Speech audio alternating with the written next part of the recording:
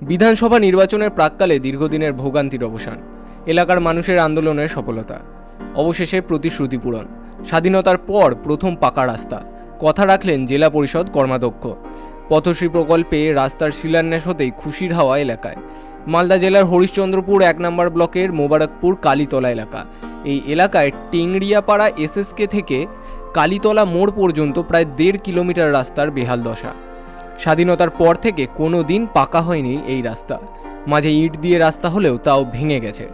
বর্ষার সময় পায়ে হেঁটে চলাচলের অযোগ্য, কিন্তু ওই রাস্তা এলাকার অন্যতম গুরুত্বপূর্ণ রাস্তা। দীর্ঘদিনের পাকা রাস্তার দাবি ছিল এলাকাবাসীর, কিন্তু বারবার ভোটের সময় প্রতিশ্রুতি মিললেও তারপর আর দেখা মেলেনি নেতাদের।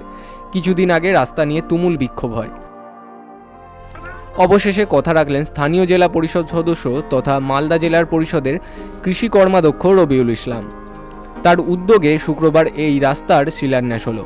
পথশ্রী প্রকল্পে প্রায় 1.5 কিলোমিটার রাস্তা নির্মাণের জন্য বরাদ্দ হয়েছে 85,38,000 টাকা। শিলান্যাস অনুষ্ঠানে উপস্থিত ছিলেন মালদা জেলা পরিষদের কৃষি কর্মাধ্যক্ষ রবিউল ইসলাম।